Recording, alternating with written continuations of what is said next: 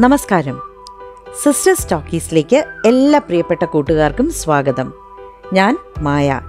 ഇന്ന് സാറ്റർഡേ സ്നാക്സിൽ ഞാൻ നിങ്ങൾക്കായി ഉണ്ടാക്കാൻ പോകുന്നത് ഉരുളക്കിഴങ്ങ് കൊണ്ടുള്ള വ്യത്യസ്തമായ ഒരു 4 മണി പലഹാരമാണ്.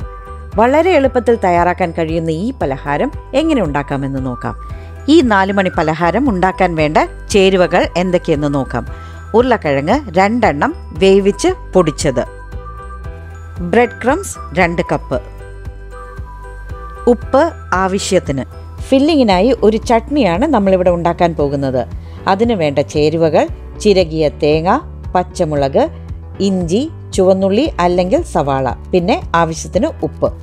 ചിരകിയ തേങ്ങയും പച്ചമുളകും ഇഞ്ചിയും ഉള്ളിയും പിന്നെ ആവശ്യത്തിന് ഉപ്പും ചേർത്ത് വെള്ളമൊട്ടും ചേർക്കാതെ കട്ടയായിട്ട് ഇതുപോലെ അരച്ചെടുക്കണം.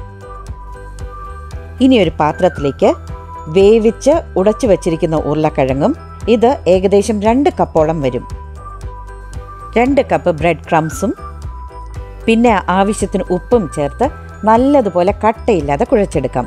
ഉപ്പ് അധികമാകാതെ നോക്കണം, കാരണം ഇതിനകത്ത് വയ്ക്കുന്ന ഫില്ലിങ്ങിലും നമ്മൾ ഉപ്പ് ചേർക്കുന്നുണ്ട്.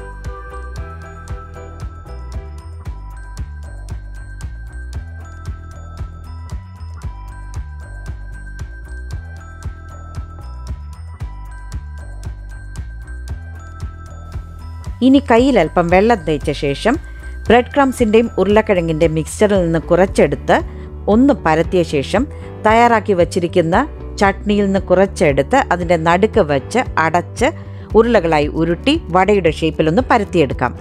ഇതുപോലെ എല്ലാം നമുക്ക് ഷേപ്പ് ചെയ്തെടുക്കാം.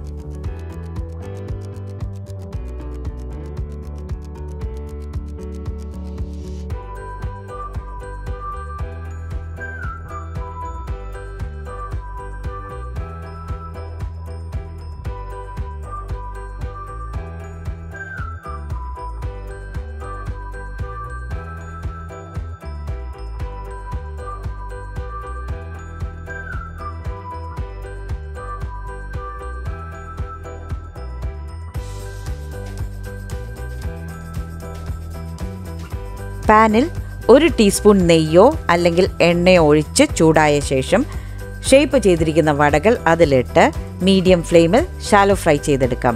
വേണമെങ്കിൽ ഡീപ്പ് ഫ്രൈ ചെയ്തും എടുക്കാം.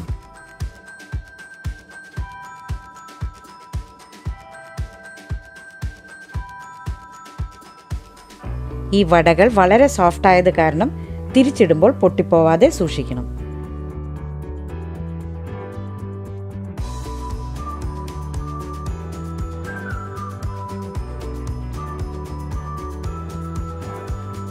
വടയുടെ 2 സൈഡും ഫ്രൈ ആയിട്ടുണ്ട്. ഇനി ഇത് പാനിൽ നിന്ന് മാറ്റാം.